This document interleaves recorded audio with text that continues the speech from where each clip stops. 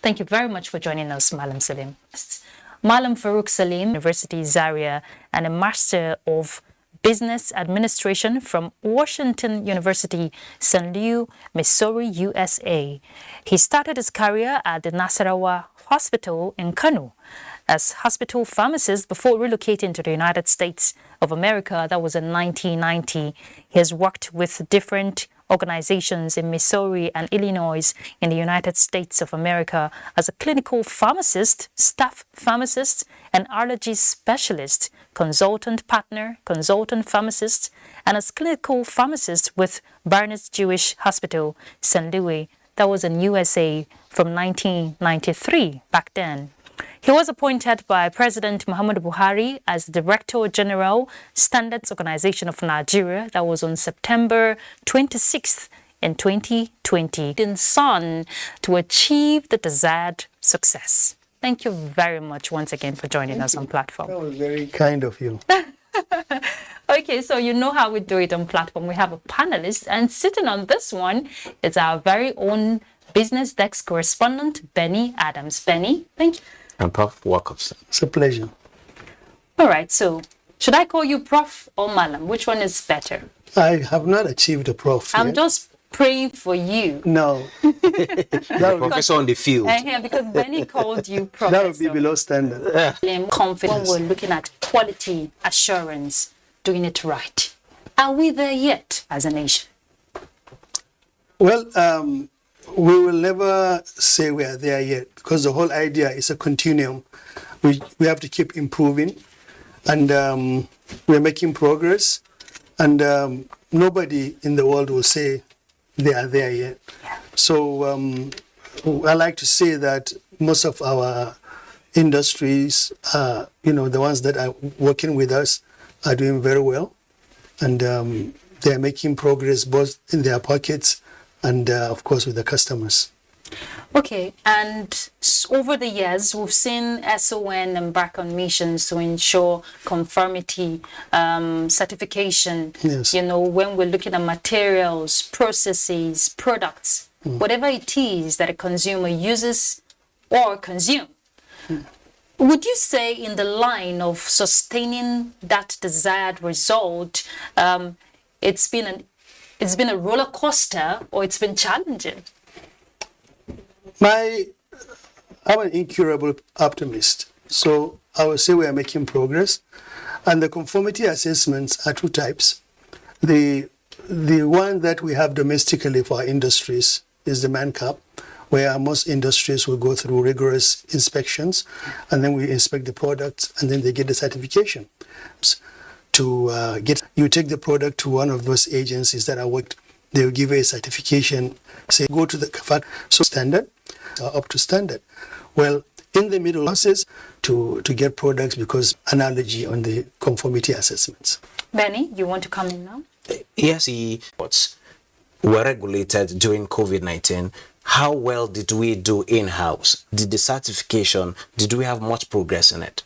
Well, you've asked a companies I learned a lot is the journalists don't make things easy for everybody. You don't ask easy questions, you ask complex questions. So basically the issue, the first thing you raise is the production after certification. Now, what we do in that situation is every quarter, every three months, we'll go back to the facilities and inspect to see if they are doing what they're supposed to. In addition, we have market surveillance. We have different departments, and we have about 45 offices around the country. Both offices, in addition to, we have a special unit, which main purpose is to do investigative sampling in the market. And in those situations, we do that on a regular basis. I'll give you a simple example. A while ago, we went through and sampled some products in the market, like the flour. They were supposed to have some fortification, vitamin A fortification in the product. And unfortunately, the samples we checked, only 1 or 2 samples passed the process. So now we have to call the industry, all of them, back to meet with us, where we have to give them a fine that they have to pay to TSA directly to the federal government. And we've done that with flower industry, we've done that with the iron and steel industry. So there is continuous surveillance. I recently have saw a picture of a product. I'm not going to mention names because either way, these are our products. We don't want to, downgrade them or upgrade them. But the container of the product was half empty, when ideally it's supposed to be full. And we raised that issue too. We are working with the industry to find out what's going on. And in terms of food items, there are multiple organizations that are, protection and competition agency. Everybody put together are supposed to, pay attention to these products. And when we work together, we do it efficiently. So that is the aspect. So continuous market surveillance is one aspect we do to make sure people continue being honest. But to be fair to the industry, there are some industries that are really, we have the electrical cable industry, which your contractor will tell you specifically that, Madam, use made in Nigeria, because these products are up to standard. Yes. A lot of the imported products in these building industries are very below standards. In fact, we had cause to close a few factories 2 months ago to make sure that they either stop producing those bad products, and then we station permanently an individual into those factories, our employee, to make sure they start producing products, because it's not in our interest to completely shut down an industry. So what we do is we catch you, we fine you, and then we situate. It's good we understand that when it comes to regulation of this product locally made, that must ensure quality goods are imported into the country. What happens at that section? Well, it's very complicated. Okay. The reason is, first of all, 85% of the products coming into Nigeria come through the ports, and most of them come from the Lagos ports. So an ideal situation, our organization, which by law, the 2015 Act says we have to be present at the port in most occasions to inspect these products together with other agencies like the Customs, NAFDAC, and other agencies that are at the port. Well, recently, to the credit of the Office of the Vice President, who is in charge of that, we have not been doing for the last 12 years. But the issue is, with bureaucracy, it's easy, and I have an occasion to meet with the MD of and promise to work with us. But we are still waiting for a few memos from the top, especially with the Customs, to trickle down to the coordinators in the ports, so that our people will be allowed to be in joint inspection committees. The joint inspection means that when a product comes in, various agencies that are responsible for the testing, verification. For the testing and verification will come together. Well, SON was never part of that. We are allowed on occasion. So what we are looking for right now, because of the memo, is for us to be permanently together in that joint committee, so that we can be able to check the products to make sure. You see, the Customs are trained to do something different, and we are the only organization trained to check for standards and quality of the trickle down and and how they come in. So now we are going, hopefully before the end of this month time, we have a full study to see the impact, so that we can, the public and the authorities will know how much progress we're making. Because the whole idea is we don't want to impede business. Previously, 12 years ago, there is a lot of complaint, most of it real, that, there is a lot of clog in the ports where unnecessary delays were done by individuals representing various organizations. So we will not be a clog in the wheel. This time around, we have efficient system already laid down. We have facilities outside the port. So if we have a product that we suspect to be a product, and then we take it to our warehouse, and then within 24 hours, our labs will do the testing. And if the product is substandard and it cannot be, salvaged, then we confiscate it. We go through the court system. All the details are there to do. But if the product can be salvaged, or if the product is up to standard, within 24 hours, we release that product to the markets. We are not in the business of slowing down anybody's import, but at the same time, no country survives on free imports, because it will destroy all our industries if you open the door. Okay, madam, talking about progress Yes. being made, we understand it's been 12 years of going back and forth, whether to be in the port Yes. or not to be in the port. But like you said, there's light at the end of the tunnel. Yes. How difficult or easy has it been for you that these products have already passed checks? Yes, the customs, it might Yes. not just be what you've certified. Then they get it to the warehouses and they get into the shops. Yes. How easy or difficult has it been for you to trace and to check this quality? And now that you're planning to go back to the ports, there is the issue of trade facilitation, ensuring eventually get back to the port. Well, the two questions you asked is the ease of what we are supposed to do and then the technology. I'll take the ease first. It's never easy in a vast country like ours with hundreds of markets and various, our security agencies are already taxed to the limit because of the insecurity we have around the country. So it's difficult if a product passes the ports and goes to the market or goes to the warehouse. It's difficult for our employees to go to those warehouses all the time and risk lives and lives and injuries to be able to look at the same products. It's easier at the ports of entry because then it's concentrated, it's not diversified. But if it leaves the port, some of those products within 24 hours they're in Kano or in Maiduguri, and some of them are in Aspanda or Alaba market. Any of those markets are so difficult to go in. We're in a situation where 20, 30 years ago, one policeman with a baton can go to any village and arrest somebody and come out safely. But now we're in a situation where a whole 30, 40 group of police or military cannot go into guns and they use them. Like in November last year, we were physically attacked at Apple here, right in the center of government. We went in the Apple mechanic. Yes, Apple spare parts market. Yeah. We went in there to check for tires because we have intelligence that they imported used tires, which is illegal, into the country. But by the time our people go with the support of the police, the DSS, and even with some military, they attacked us so badly that they busted our vehicles, which are clearly labeled government vehicles. And we have to go back 3 months later with a larger police force and military to be able to check those products and enforce them.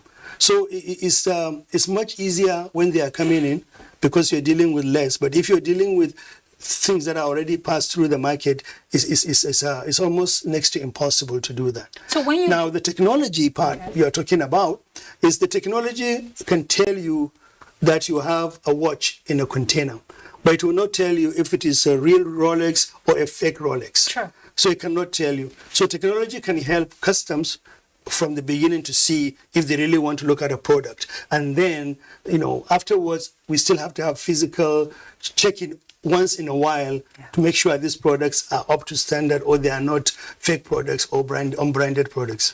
So would you say the factories where this testing are being done or verification by Sun, is that enough compared to the capacity of products being imported into the country? Would you say it's overwhelming or? Well, our labs, we have large labs. We have about 45 labs in our facility. But the problem is a country of 200 million is very, very insincere of us to say we have enough facilities.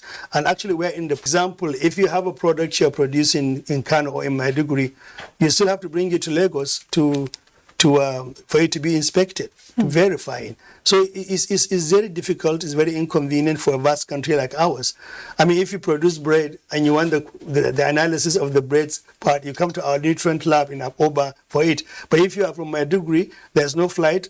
You have to wait for a few days to get your flight, and then you come down, and then by the time you bring the product, it's already not fresh anymore. So we are in the process of getting more labs, built and accredited around the country. But it costs a lot of money, and that's a product we don't have right now.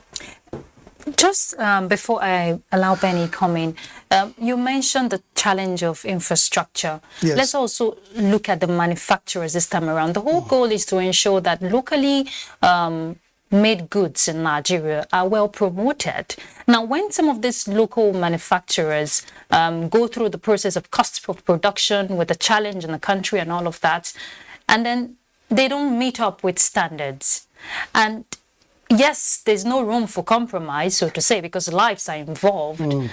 What happens to what impact does this now trickle down to the economy for Nigeria? Because if we're setting standards and we're ensuring regulations are being adhered to and all of that, the manufacturers are also suffering in a way.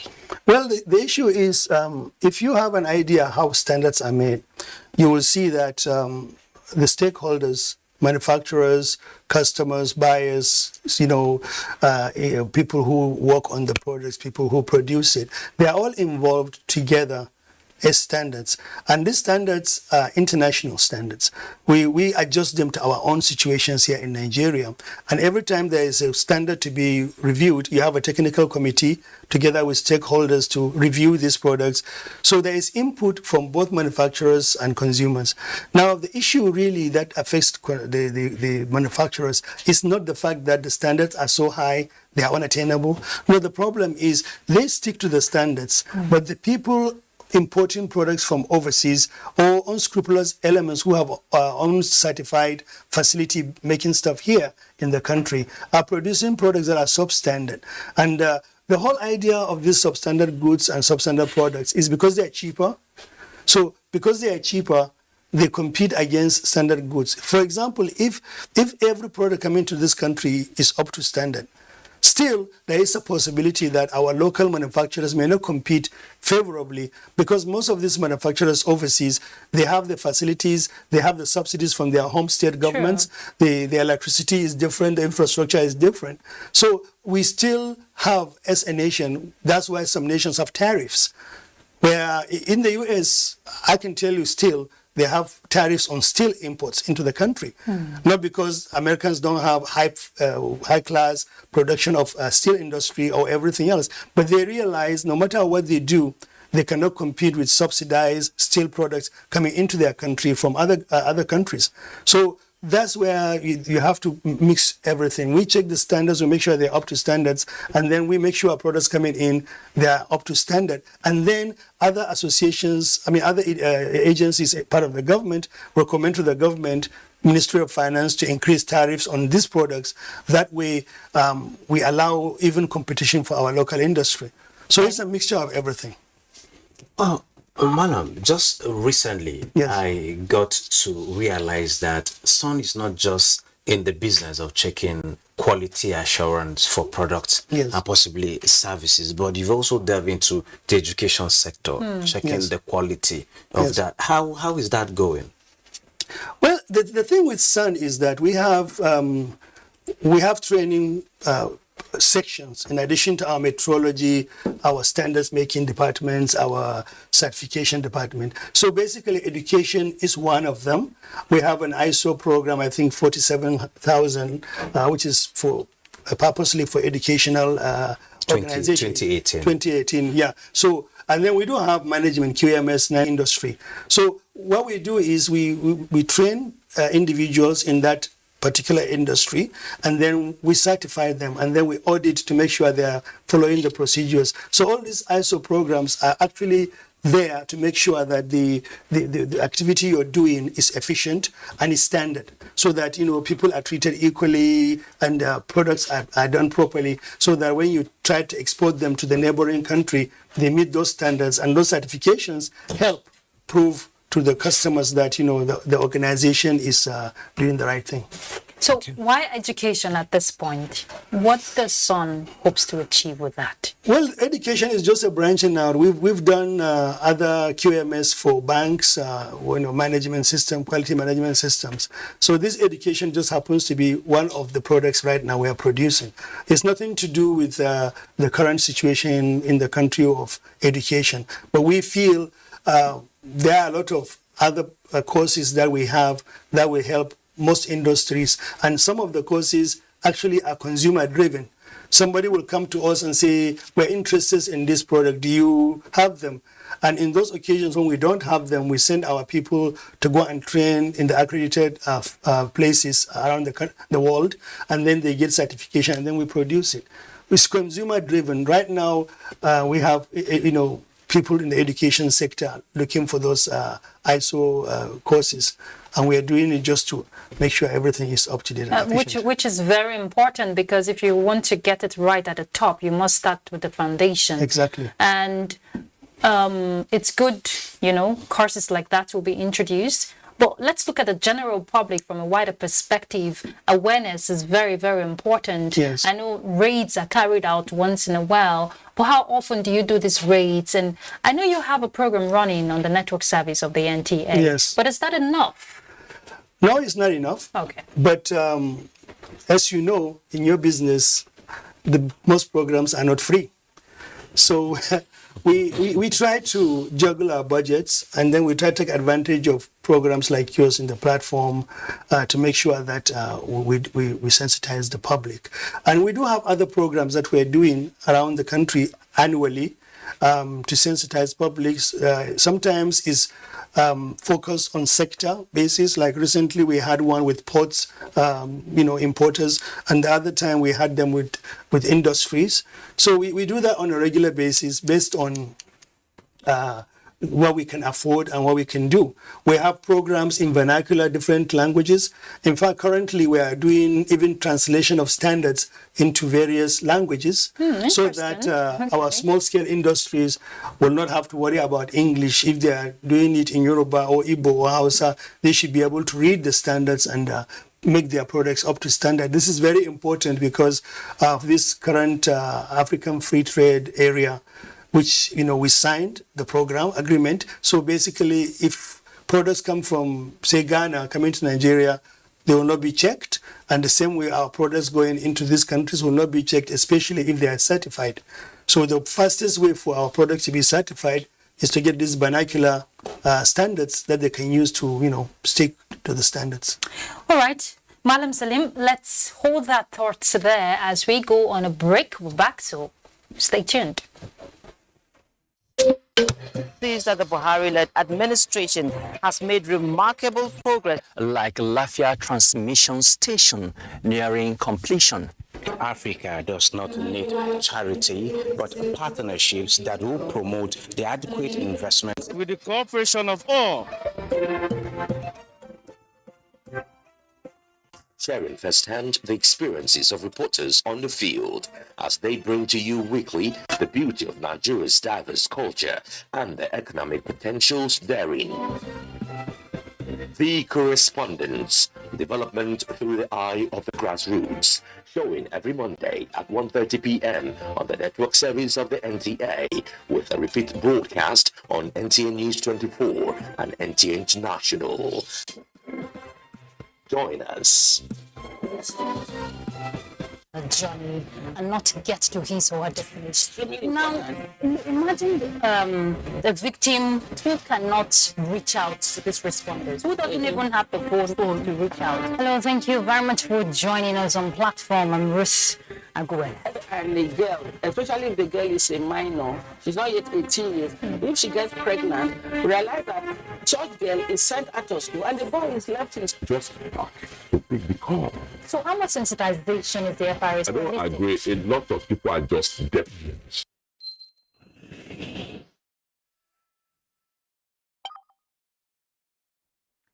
Welcome back. We're still talking promoting standardization in Nigeria. Malam Farouk Salik is our guest. And Benny was going to ask a follow-up question to what you were telling us when we're talking sensitization. Yes. Yes, it was about the African continent or free trade area. The agreement we've signed, Nigeria is making efforts to ensure that our products get out there. And the NEPC, talking about the Export Promotion Council, is opening trade houses in the African country as well as beyond Africa, going as far as the Middle East to get our products going out there. And we see a lot of MSMEs coming up. They're looking for certification here and there. And I also know there is a committee in the Ministry of Industry, Trade and Investment that is in charge of halal certification. My question here is, are you collaborating with some of these committees to ease off some of your work, and what's the level of certification for these products going out as of now? Well, as usual, you ask for two different questions, halal certification and product certification. The product certification, essentially, we are working with other agencies because our part our responsibility is to make sure the products are labeled, packaged, and they're up to standard. For example, if you import a food product, you will see that there is a clear description of the nutritional contents of it. So if you try to export even something as easy as a kilishi, we don't care if we're eating it in Nigeria, whether it contains 10 grams of protein and 5 grams of fat. But if you're exporting a country where they don't know this product, or they want to know the contents because individuals want to know what they're eating, then you have to go through this analysis. So we have labs that does those kind of analysis, where we'll analyze your product, give you a certification, and then you package your product and you export it. So a lot of issues happening with export is that most of the exporters are not aware these services are available, and sometimes people are not aware to even have to use it before they export. For example, an exporter can be told by his brother in England that, 1 tuber of yam is 10 pounds. And the man does a mental calculation and say 10 pounds, that's about 7,000, 20,000 naira. So I'm just going to go to Makurdi and buy the cheapest yam and ship them. So you go there, you put them in a container, you ship them. When it arrives, you didn't check what are the requirements of the receiving country and what certification you're supposed to do before you ship it out. And all those things are not done. So by the time they miss all these steps, their products get rejected. So a lot of times, if they work with the right agencies, NIPC, us, customs, ahead of time, you see that their products are accepted and they are good. Halal certification is something that is $7 to $8 trillion business, because halal and kosher, the Jewish version of halal, is very important. In fact, a lot of even non-Christians, non-Muslims and non-Jewish people like that because it's organic. It's easier for them to go, and if the product says it's kosher or it's halal, they buy it. So there is a specific standards followed for these halal certifications. That's why our organization is making, working together with international halal certification organizations, Turkey, Saudi Arabia, Malaysia, to establish a certain program here in the country. We already are certified with the accredited courses and programs. Our organization does it. So individuals who want to learn about certification and get certified, they come to our organizations, we train them. And eventually, what is going to happen is we will train other organizations too on what to look for and how to look for it. Then they will get our mark. We have this product authentication mark that says the product is up to standard or is halal, and then they can market it. Now, this part is very important because countries in the Middle East are closer to us than the countries they are getting their products from. Like, for example, Middle East get their meat products from Australia and Argentina and Brazil. When a cow that is killed either in Lagos or in Kano can be flown to Saudi Arabia in 3-4 hours time. It doesn't even have to be frozen. So if we can go through the process of making sure that we can convince the people who are interested in the halal certification that this product coming from Nigeria is up to standard, is halal, is processed in the halal way, our market for these products will increase. And we are trying to increase our non-oil exports. It still boils down, Malam Salim, it still boils down to sensitization, because you agree with me that there are a lot of local manufacturers who want to export their product, but they're not aware of all this process, the whole product type and certification for exports, the NIS, the mark of quality. They don't know the process they have to go through to get their goods exported. All they want is make money from what they're doing. And going global is just one short way. That is true. So is the organization working with the NEPC, Nigerian Export Promotion Council? Well, you see, the issue of awareness, we do it a multifaceted approach. We have 45 to 48 offices around the country. In big places like Lagos and Kano, we have more than 3 offices. So access is within the range of the individuals. We have a website that we keep some of these things we do for the public. And then we do programs like I'm doing now. And we are doing sensitization programs on a regular basis. So the issue, honestly, is that we just have to continue our effort for people to realize we're here, This is what we do. We're here for you. This is what we can make for you, what we can do for you.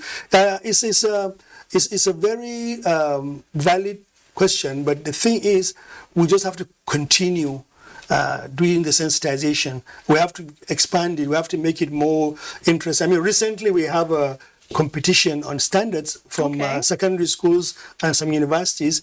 This is all a process to catch them early, so that kids will know what they are looking for, what standards do. So we're doing a lot of activities. The only thing is, like I said, is the issue of paucity of funds. It's difficult for us to cover all the thousands of FM stations in Nigeria, hundreds of TV stations. So we are doing the best we can. I know the funds will not be enough compared to the capacity of work to be done and the staff you need to deploy to achieve this result. Exactly. What about IGR, the SON is generating? Because people don't register for free, they don't get a certification for free. Well, the thing is, my end was we're given 100 million naira in the budget. So everything we do, we have to hunt and use it. And in the process, there are times that even what we generated, the IGR we generated, 50%, 25% of it goes directly to the federal government as a contribution to the federal government coffers. So, and then we have limited customers. We can't squeeze so much out of people who are trying very hard to struggle. Small-scale industries, medium and small-scale industries are the majority of this country's production, like 40 million of them. You can go to a small-scale industry and just ask for 2,000 naira, so we can show you how to do your packaging. And that's a lot of money for them. So it's a balancing act. That's why we are looking for corporate responsibilities too. People who we work with, and make sure because of our work they're making billions of naira. Sometimes we donate either equipment or operational vehicles or lab equipment. Investment opportunities. Yes, just to contribute to the organization so we can do our job. But the ability to internally generate, we are trying the best we can without squeezing out our customers that we have to work with. Okay, Benny. The global economy is recovering. Yes. Nigerian economy is not left out of it. Yes. More people are going into businesses for sustainability. Yes. The ports are expanding. Yes. There is new Lekki port. There is Ones coming on board. A lot of shipments are coming in. Yeah. There's another one in Onisha and all of that. It means there is need for expansion. In terms of capacity, what are your plans? Yes, the funds are not there, but are you not planning to actually expand to meet up some of these challenges? I'll give you a simpler example. The whole population of our employees in the country is 1,700. That's minimal.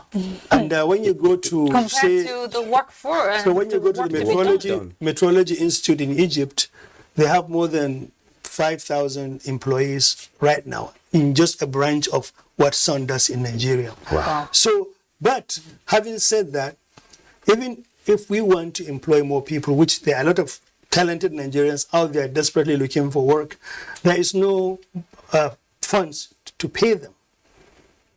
We are not in a position to employ anybody because our salaries are paid by the federal government. That's the other full disclosure. The contribution the federal government gives to us is we employ people, they pay their salary. Everything else we do, we have to generate the fund to do it. If we have to build an office, we have to generate the fund to build it. So we have a need. I mean, with a country of 200 million, and our organization covers 85% of all products you can imagine. If I come to NTA, almost everything you people do today will be something that if I have an efficient organization, I should be able to help you and process it for you. So that's how big the organization is for the country. So the employment aspect is something that has to go eventually with our ability to give people good salaries and the government to pay for it. And if we get to a situation where we are actually generating enough of our income, then we can be independent of the government salary scale. So then we can actually directly employ people so that they can do the job. But at this particular moment, it's a chicken and egg thing. We don't know which one is going to come first. Employ people, beg for money, or beg for money and they employ people. Even with the ones you have on ground, you still need to train them, retraining to meet up with. They need more salaries, practices. more training. I mean, you'll be surprised. Are you doing that? That's the question I'm going. We are doing the best we can within our range, because the funny thing is the salaries are still not commensurate to the actions of our employees, but there is nothing one can do.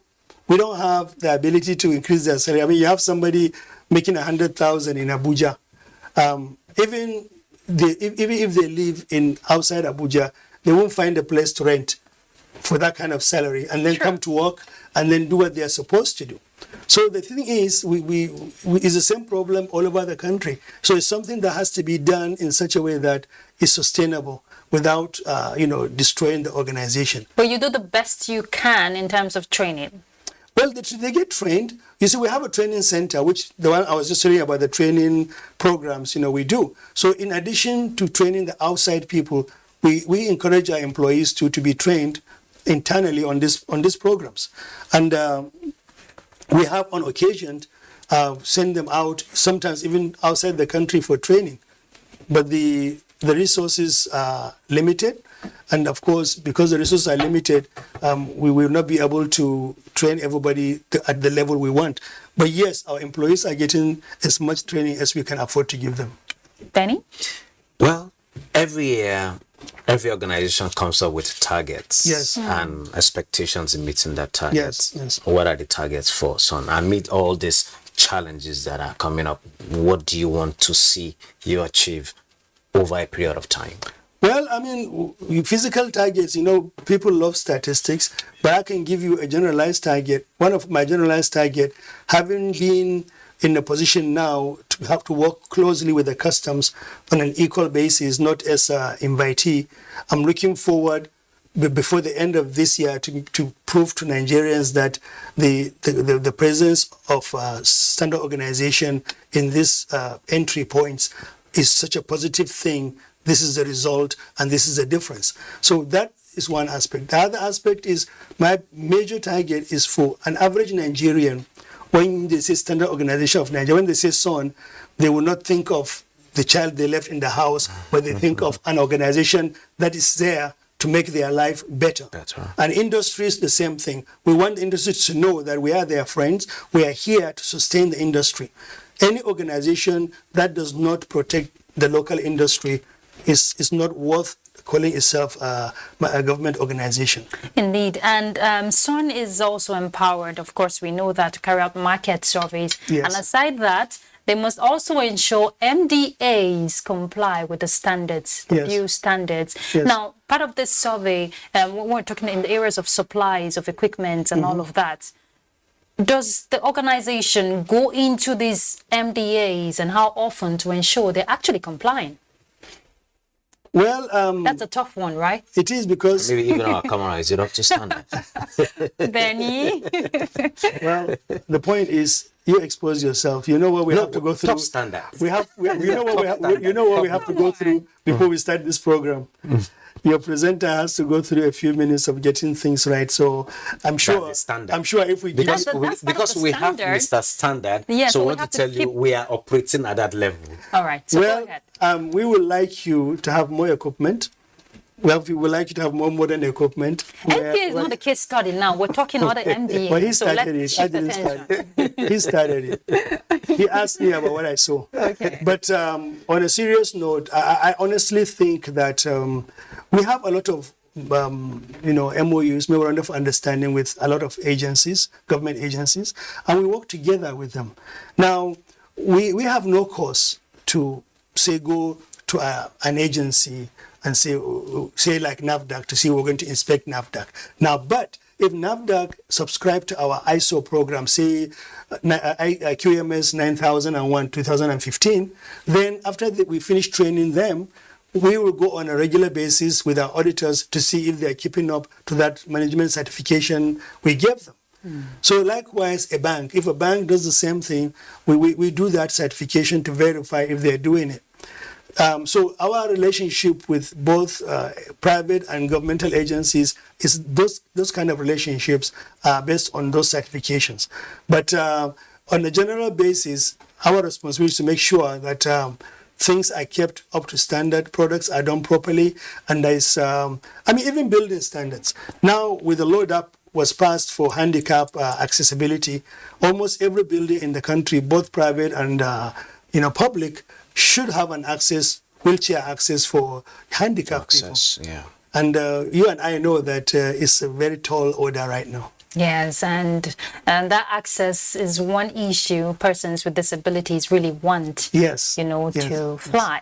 Okay, we're rounding off gradually. Ben, you have a final question before I go with the final question? Well, it's still about the African market. Yes. We have what it takes to take charge of the African market, talking about our population and our ingenuity as a people. With the AFCFTA, what do you expect Nigerian products to do out there in terms of competition with other African countries, particularly the Francophone countries? One thing with us Nigerians as a people, we generally underestimate ourselves. If you go to any African country, they are worried about the wherewithal of Nigerians, the intelligence of Nigerians, the economy. And then the other thing is, you go to any of these West African countries, the Francophone countries, most of the products they have in their shops are in Nigeria. Even the foreign imported products come through Nigeria to them. So essentially, when we work with the industry to get their certification done, their products up to standard, it's easier for them to continue that domination that we have in West Africa and Africa generally. Most countries in Africa are actually more concerned about our industries dominating them than them dominating our industry. Okay, so before we let you go, Malam Salim, I know you have a vision for the standards you want to see in Nigeria. Yes. What is your message to Nigerians out there if we must keep up standards? So my vision essentially is for an average Nigerian who goes to the market to buy a product, they should have this thing behind their mind. Look at the product, look at the label. Is there a standard organization label on that product? Even a water bottle, you see this green with a little bird, man-cap certification. Yes. So it's important for an average customer to watch out for what they're doing. Also, in addition to that, resist the temptation to buy the cheapest product in the market. First time, if you can, compare the products. The funny thing is the dealers and the sellers of these products will tell you if you ask them, this one is cheap, is 1,000 naira, is not original. This one is original, is 10,000 naira. And then, I have friends who buy bulbs, electric bulbs, and by the time they get it right, they have bought 7 different electric bulbs, because you go to the market, buy the cheapest one, you plug it, poof, it's gone. You try it again, it's gone. You finally tell the guy, listen, I don't want to come and see you every day. Tell me the most up to standard product. They will tell you. So Nigerians should look for these products. Don't go looking for a Tokumo tire. Try and see if you can buy a newer tire. If you can buy a newer tire, expensive. But the point is, I'm not saying you should go for Tokumbo. But that's where the problem lies. We can't justify following substandard goods, risking our families. True. Because it's cheaper. You buy a Tokumbo tire on your way home to Benue for Christmas, or on your way to Lagos for Christmas. Your whole family is perished because the tire will bust.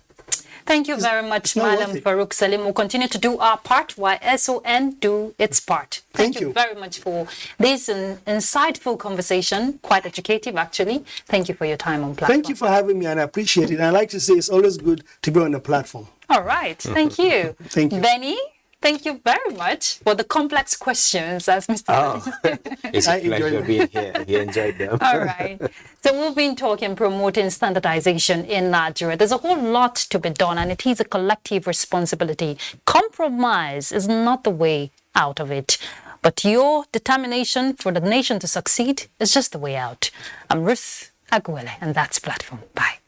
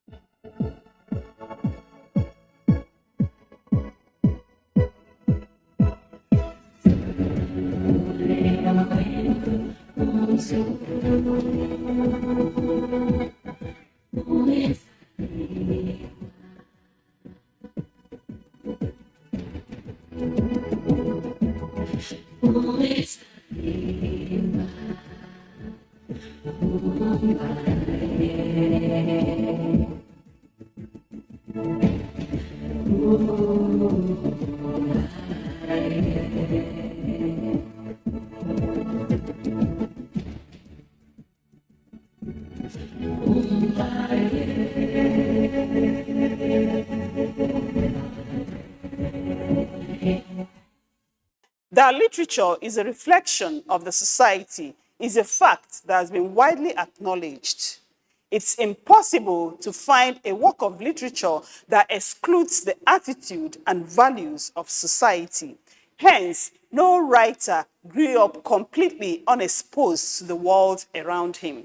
It's African literature on the largest television network in Africa, the NTA. I am Nena Bassi, and I'm pleased to be your host.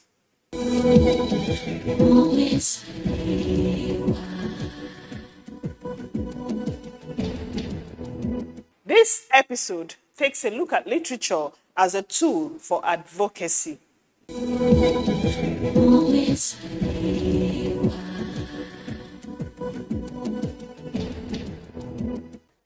Literature indeed reflects the society, its good values and its ills.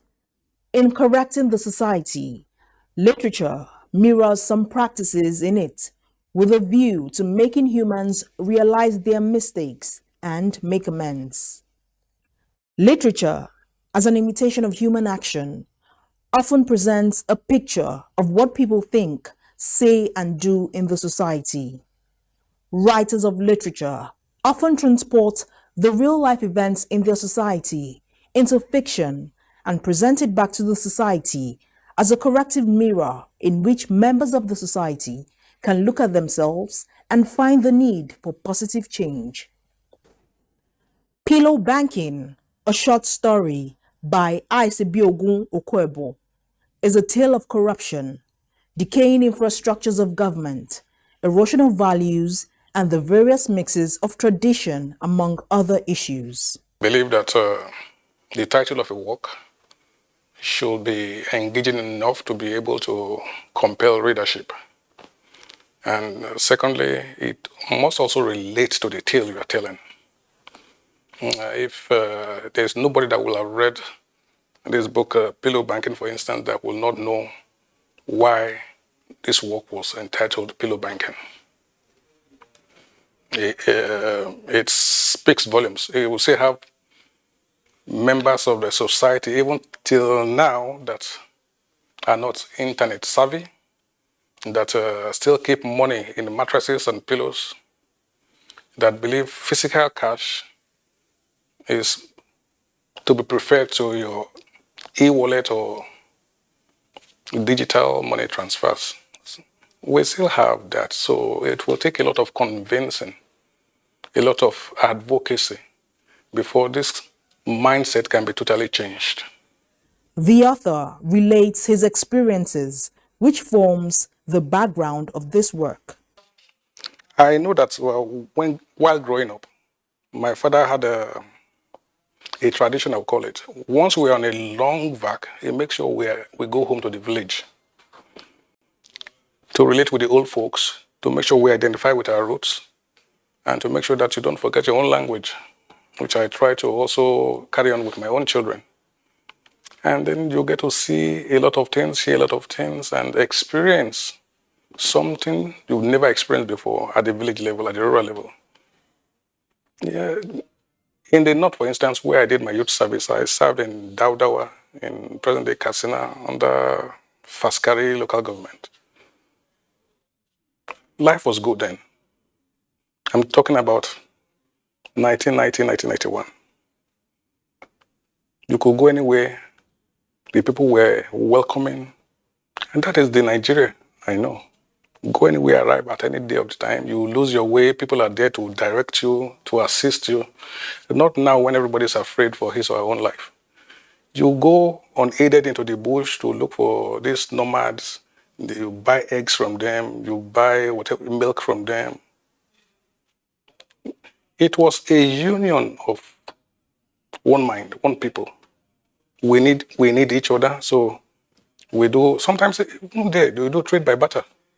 Not everything is done with money. So it's an experience one needs to tap into. And that is exactly what I've done. His interactions with his father and his father's contemporaries also contributed to the production of the piece. Work with the Nigerian Airways. My dad's friend was in the railways. One of my dad's friends was also with the Ports Authority.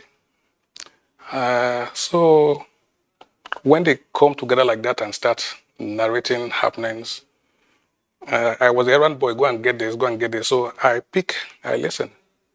And I use this to manufacture this tale. And that is what resulted in pillow banking.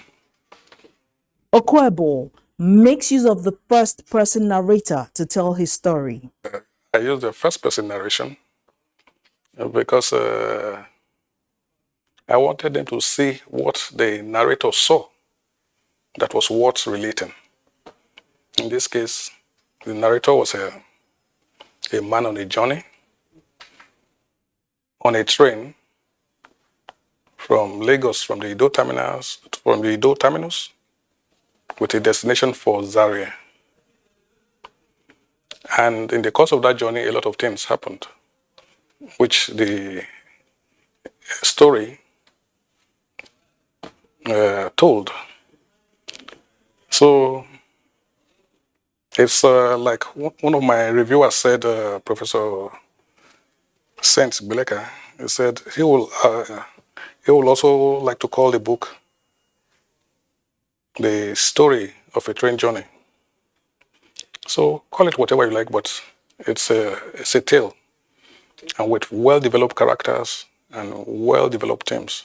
The book x-rays Nigeria's strength in her diversity of cultures. In narrating a tale, you have to be realistic. There is no Nigerian today that does not have this. A typical Nigerian has a mother tongue intonation. If a Hausa man speaks, it's a Hausa man. If a Yoruba man speaks, the same thing. So we all have our differences, but we are united in one cause. The love of this country. We believe that this country must succeed, because in succeeding, we all succeed. I'm telling a tale about the setting is Nigeria, I've already told you. And if I fail to mention one or two things about the languages in Nigeria, I believe I will have failed. That is why it's a melting cauldron. We have the Hausa, the Yoruba, the Bibio, the Benin, the Esa man, the Robo man, the Igbo man. And we know this man is Igbo, this man is Hausa, not only from the way they talk, but from the cultural practices they embrace. That is no limitation, because we keep on saying our strength is in our diversity. If I'm writing a tale about Nigeria and I fail to mention one or two things about those languages, I will have failed, even in a short story like this. He puts some of the country's nuances forth to attract interest from the world. It's not enough for you to just say, he's a Nigerian. You'll be amazed that the typical Briton, even somebody in America, if you tell him, I'm from Nigeria, you might be surprised to say, Nigeria, where is Nigeria? But if he tells you I'm in Michigan, he believes you ought to know. It's the same thing. The foreign reader ought to know about Nigeria. So I try to generate interest in Nigeria and ping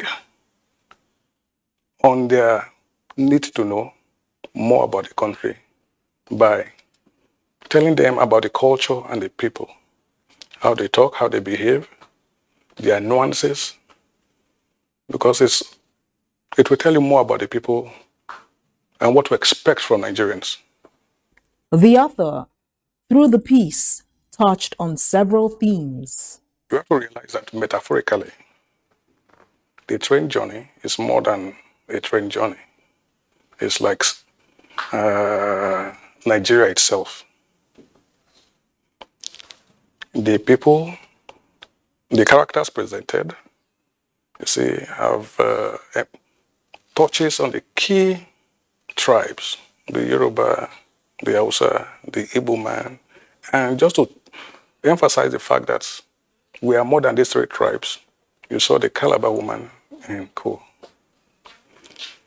So there's a theme of unity in diversity.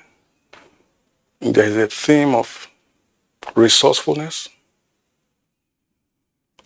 There's a theme of problem solving. Similes, alliteration, metaphor, and more are some of the literary devices used in the story. I use the basic devices any writer will use. The figures of speech, the similes, alliterations, the metaphors. It's a little book that carries a big punch. Though one of his early works, he sees this work as a tonic for the production of subsequent works. Well, I believe one improves with each work. These are my early works. You should see my new works, but yet to be published because self-publication is capital intensive. These were my early works that I showed to one of my old lecturers and he said, this has to be published. It must be published. So even when I was working, he kept on hammering on it. Have you published? I said, sir, I'm still searching for. I said, no, do self-publication. So I had to go into it. And when this was launched, when he read it, he was quite happy. So he now says, this is a basis to bring out all you've been writing. I have TV series that will shock you, that will grab headlines, that will get you audiences seated at home and watching from beginning to end. I write scripts, I write stories, I write poems. Apart from my official work, because I found that the two are not in conflict at all. And I borrow from my work too, because my work makes me preview to so many sources of inspiration and stories. Pillow Banking is an easy read and has been well received by the public. It's an easy read for everybody. Everybody can easily identify with it. You pick it up. You don't feel like dropping it until you reach the end of the story. All I will tell you is that when I wrote it, I was trying to find out if it's worth publishing.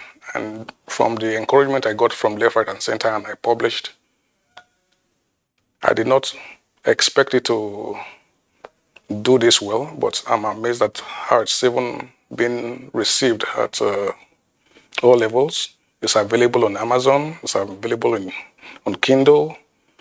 Presently, it's available in some bookshops in Nigeria, especially Hope and Faith in Ado Ekiti. It's doing well, and I'm happy about it. It's a tonic to produce more.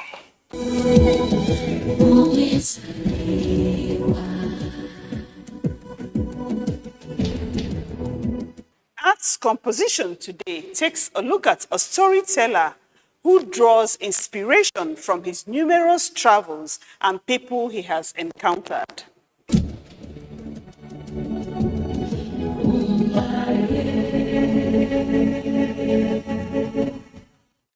Pillow Banking by Sonny Okebo is a short story set in the late 1990s and early 2000 in Nigeria. It is a tale of corruption, decaying infrastructures of government, erosion of values, and the various mix of tradition, the people, and their ways of life. Sunday Aisebiogun Okebo, the author of the book, was born on the 17th of October 1968. He had his primary education at Louisa Soares Nursery and Primary School, Mushin, Lagos, from 1972 to 1976. His secondary education was at Archbishop Ageyi Memorial Secondary School, Mushin, from 1977 to 1982. Okebo proceeded to St. Peter's Grammar School, Agenebode, from 1983 to 1984 to complete his secondary education. His first degree was from the former Bendel State University, now Ambrose Ali University, Ekpoma, from 1986 to 1990, and graduated with a Bachelor of Arts Honours in English. Okebo's career includes a stint with Guardian newspapers in 1992. From there, he became the Corporate Affairs Officer of Sophisticate, Maryland in 1993 and then enlisted into the Nigerian Police Force on the 22nd of June 1994 as a cadet assistant superintendent of police at the prestigious Police Academy in Wudil, Kano. He graduated on the 20th of April 1996 as a course member of former Course 4, now 18. Sonny Okebo is the first OC Secret Registry in 1979, first Nigerian police officer to have led an Interpol major event support team to Bangladesh Cricket World Cup in 2014. He has served the police in various capacities, from DCO2 Songwater to Area Crime Officer Ilaro, DPO Ijebu Igbo to SOS Elewero and more.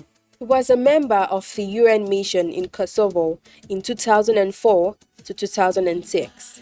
Okebo obtained a diploma in national security from the Galilee International Management Institute in 2016. He also attended courses within and outside the country, including opportunities created by Interpol International Bureau for West Africa in Abuja, Côte d'Ivoire, from 2010 to 2018, Philippines, France, Lyon, Paris, South Africa, Mali, Zimbabwe, India, United States, Accra, Liberia, and many other countries. He bagged his master's degree and doctorate degree in criminology under Interpol auspices from the Commonwealth University in the British Virgin Islands in Spain from 2016 to 2018. Some of his works include Pillow Banking, The Tongue, Ebolo, and more.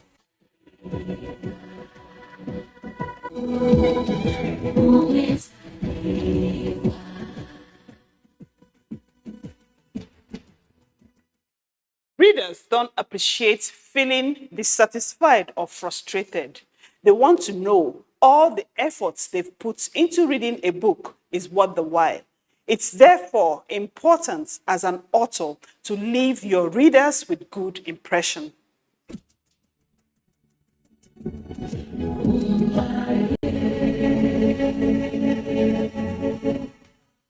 Cliffhanger. A cliffhanger is a plot device in which a component of a story ends unresolved, usually in suspense or shocking way. This abrupt end of action is to compel audiences or readers to turn the page or return to the story in the next installment. Cliffhangers are a crucial comeback for each new segment as they are left wondering what will come next. Today's modern writers are using this device more often as readers can easily be tempted away from books.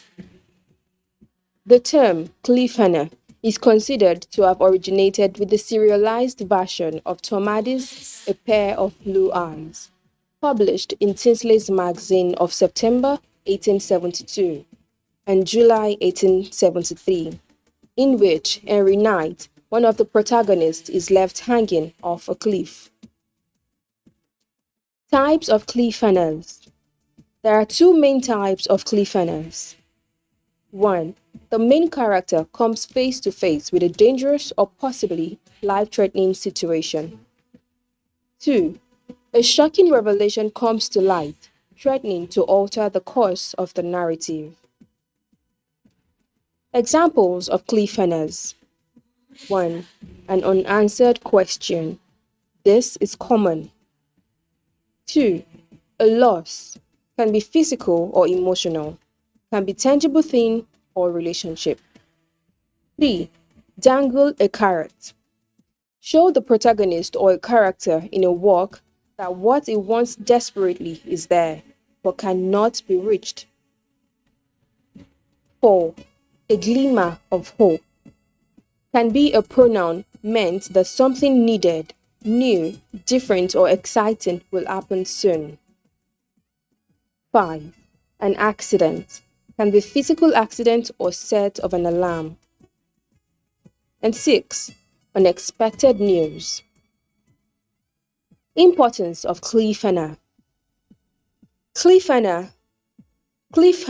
help to enhance audience engagement by increasing suspense and curiosity, which keeps audiences coming back for more. They are a strong marketing tactic, driving readers to purchase the next installment of a series. Most of the time, a grand cliffhanger works in the author's favor. It's also important for authors to make good use of cliffhangers because when poorly done, it leaves readers unfulfilled and with too many unanswered questions.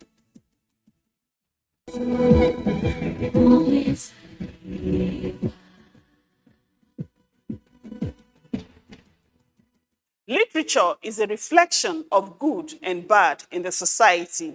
In reflecting the bad is for us to rectify, and in reflecting the good is for us to emulate. Up next is our wise saying, and that will be a wrap for today. Till next time, please remain positive. Ciao.